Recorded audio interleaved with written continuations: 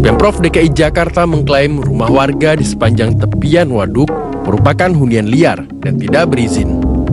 Namun warga setempat membantah dan mengatakan mereka menyetor dana yang tidak sedikit untuk seseorang yang akhirnya melegalkan mereka tinggal di situ.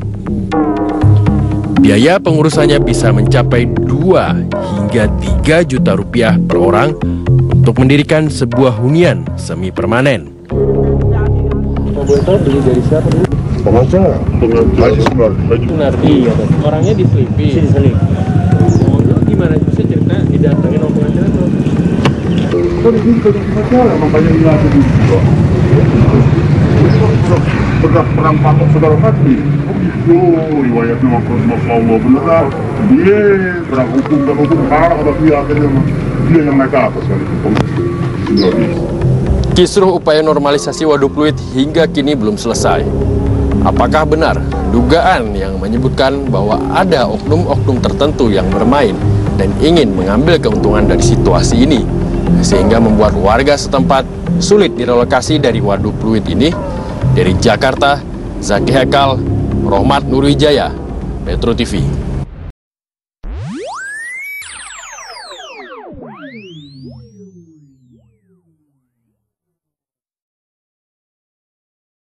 Pemirsa, pembongkaran bangunan liar di Waduk Pluit yang sempat terhalang hari ini mulai dilakukan. Pembongkaran akan terfokus pada bangunan usaha, dan untuk mengetahui situasi terkini di sana, kita sudah bergabung dengan reporter Berita 1 Andika Perdana.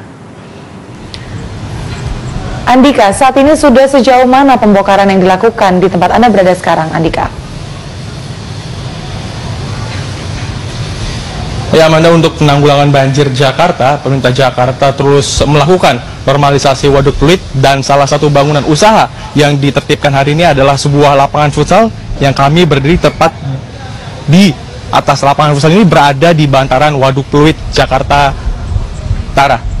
Dan di sebelah kiri kami, ini merupakan area keseluruhan Waduk Pluit yang sudah dalam 5 bulan ini dilakukan normalisasi untuk menanggulangi masalah banjir Jakarta, dan disampaikan bahwa ditargetkan paling lambat setelah musim kemarau ini selesai akan selesai untuk segera ataupun mempercepat normalisasi Waduk Pluit ini.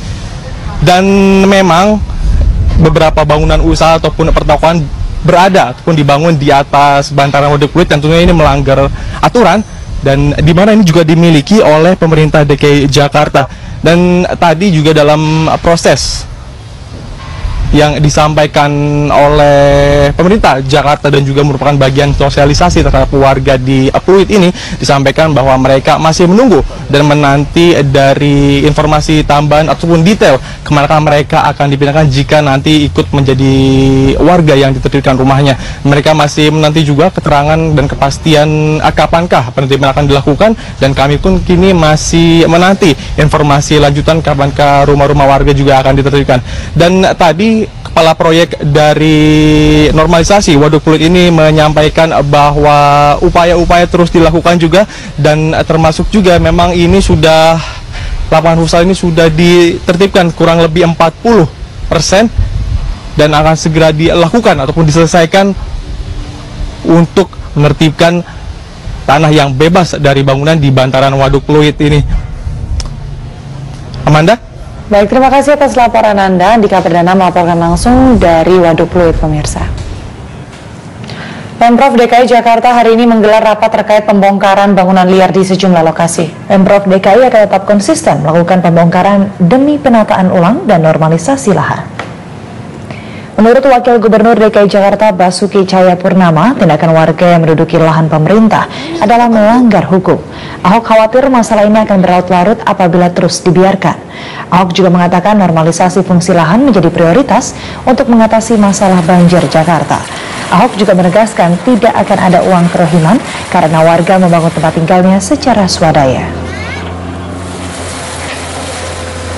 Kita prinsip tetap sama, Pak Gubernur katakan namanya orang menduduki tanah negara, waduk, kita mau normalisasi waduk sama sungai, harus dipindahkan, direlokasi.